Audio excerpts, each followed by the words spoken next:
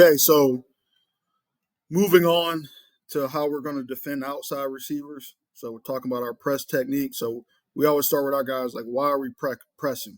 You know, we want to disrupt the release, buy time for our pass rush to get there, and puts us closer to the receiver at the break point. So for us, the base weight thing that we teach is going to be mirror step. We teach, a yard and a half to 2 yards from the receiver. Okay, then you must know if the receiver is on or off the ball. But again, we're being a yard and a half to 2 yards from the receiver, not the line of scrimmage. Okay, so base points here. Our eyes were fixed on the hip on the leverage side, and then we're finding the hip and keeping focus on that.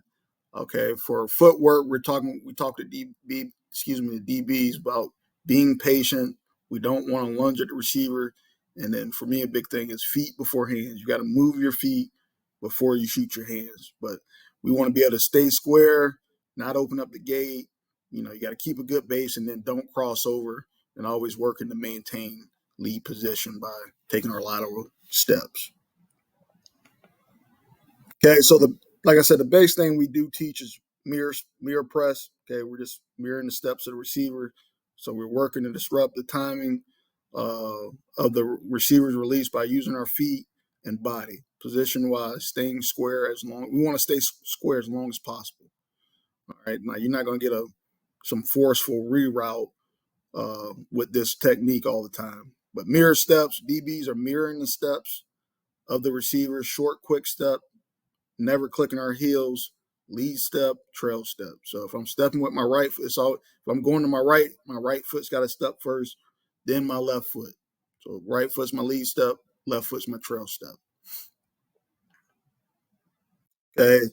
Then, this is how we drill this with our guys too. So this is broken down into different techniques, and as we go through and when we drill it with our guys, this is how we're drilling it as well. So the cutoff step.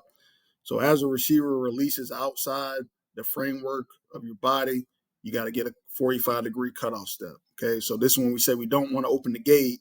You want to be more at a 45-degree angle, forcing a wide release, now not allowing the receiver to just run up the field. Okay.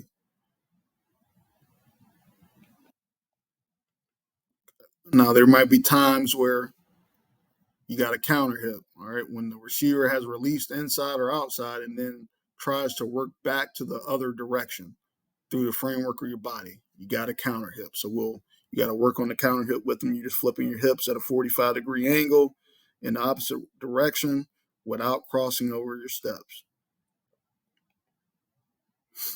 Okay, and then the only time we'll two-hand jam. Okay, if a receiver tries to release vertically through your body, that's the only time we would execute a two-hand jam.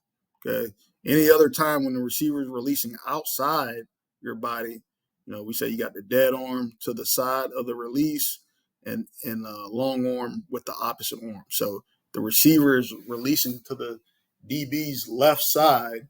The offhand jam should occur with your right hand. You don't want it to occur with your left.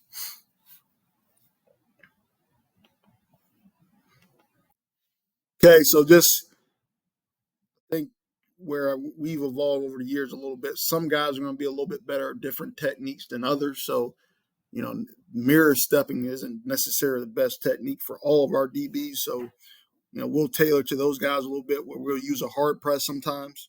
Okay. We're working at the line of scrimmage to disrupt the timing of the receiver's release by staying square. We use lateral read steps still to the, we talk about the speed release side. That's the speed release side would be whichever foot is back. That's got to be his first step. Okay. But we're going to be working to put hands on the receiver. Our goal is to stay square, move laterally for as long as possible. Okay. And then you'll see some clips where we're saying motor press. Okay, we're working to disrupt the timing of the receiver's release by initially we'll give a little bit of ground at the line of scrimmage before striking and rerouting the receiver. Okay, you will get a drop step, replace to the speed release side while working to stay square. Okay.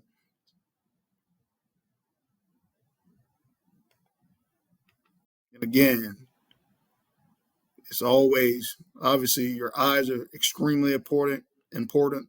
You got to have your eyes on the right spot. But then it's feet, eyes, hands. All right.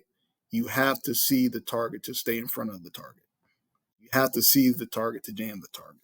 So your eyes is a huge weapon for you, and you have to use it. But it is feet before hands. You have to move your feet before hands.